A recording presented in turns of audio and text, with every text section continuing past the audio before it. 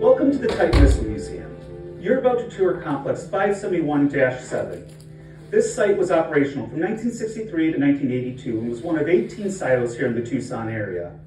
Before going on the tour, we're going to watch a brief video explaining the Cold War and the part that the Titan II intercontinental ballistic missile played in it. The Cold War developed in the late 1940s after World War II, when distrust rose between the United States and the Soviet Union. These former allies were now in a geopolitical fight for global influence. A key part of the Cold War was an arms race between the world's two superpowers. The focal point of the battle for military superiority was nuclear weapons and the means to deliver them. Both sides developed what became known as a nuclear triad, which is an integrated system of delivering these destructive payloads by air, sea, and land. This meant strategic bombers in the air, submarine-launched ballistic missiles from the sea, and land-based intercontinental ballistic missiles known as ICBMs. The Titan II ICBM that you'll see here was part of a second generation of liquid-propelled missiles. The Titan II carried the W-53, a 9-megaton thermonuclear warhead equaling 9 million tons of TNT. For comparison, in World War II, the Allies dropped 3.4 million tons of bombs. Each W-53 had nearly 3 times that equivalent. These weapons are city busters, doomsday devices with world-ending destructive capability. There were 54 Titan II missile sites assigned to 3 active strategic missile wings. There was the 308th Wing near Little Rock, Arkansas, the 381st Wing near Wichita, Kansas, and the 390th Strategic Missile Wing here in southern Arizona. Each wing was made up of 18 silos. A wing was composed of 2 squadrons, each equipped with 9 missile silos. Assigned to the 390th were the 570th and 571st Strategic Missile Squadrons. This silo was assigned to the 571st Squadron. Each silo was in operation 24 hours a day, 365 days a year by a crew of 4, 2 officers and 2 enlisted personnel. Crews were assigned to their silos for 24-hour shifts called alerts. The Titan II missiles sitting in their hardened protected silos with their ability to launch in less than a minute were a credible threat of a retaliatory or second strike against a preemptive nuclear attack. This meant that an aggressor could not expect that a first strike would destroy all the opponent's nuclear strike capability. The aggressor would in return be devastated in a second strike. This is known as mutually assured destruction. If one side launches, then the other will respond, at least as forcefully, ensuring that both countries will be annihilated. This concept was also expressed as peace through deterrence. The theory is that since neither side could win a nuclear war, that neither side would start one.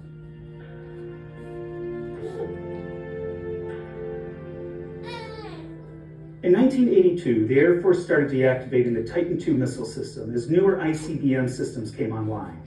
The 390th was the first wing to be deactivated. 5 years later, in 1987, the last Titan IIs were deactivated, 24 years after the missile's initial development and deployment. The Cold War continued until 1991, when the Soviet Union dissolved into its member states. In this sense, peace through deterrence was successful, without either side launching a nuclear strike.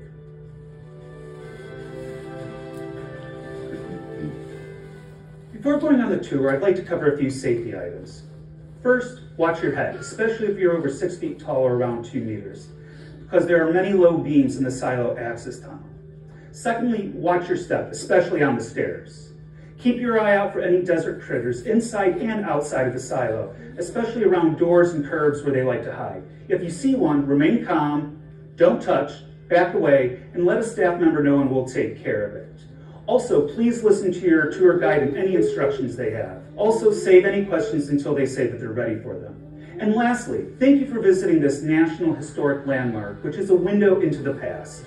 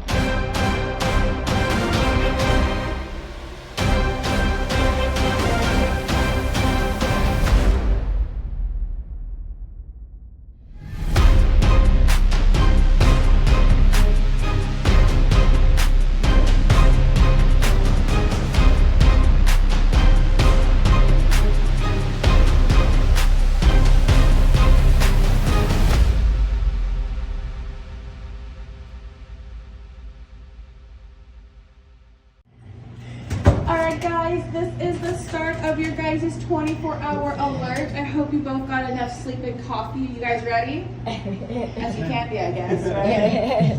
Does anybody have any good ideas on what the crew would do down here for 24 hours? Or what they could do down here for 24 hours? Are they allowed to bring girls? Cards? I would hope they play cards. Uh-huh. What was that? Are they allowed to bring girls? No, unfortunately not. Maybe they have to keep themselves entertained. Alpha 2, 3, Charlie, Hotel, Fight. Message called. Alpha 2, 3, Charlie, Hotel, Fight. 2, 5, 1, later, 4. The minute the crew would hear this message, the exact same thing. Alright. Commander, you are going to give us a countdown of 3, 2, 1, launch. The minute you say launch, both of you guys are going to turn your key to the right. You're going to hold it for about 3 seconds or until you see the launch enable light turn on.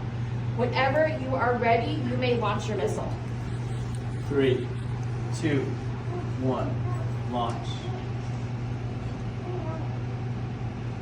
Light should have turned on. You guys may let go of your guys' key. Go ahead and take a seat. You guys are fully launching the Titan II missile. Congratulations, guys. I hope it's on the bucket list.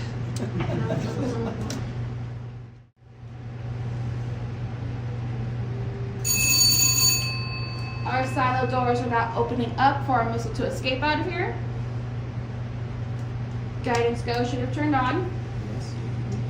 The klaxon alarm is going to be about the same volume, a little bit louder. I do not have a button to turn it off though.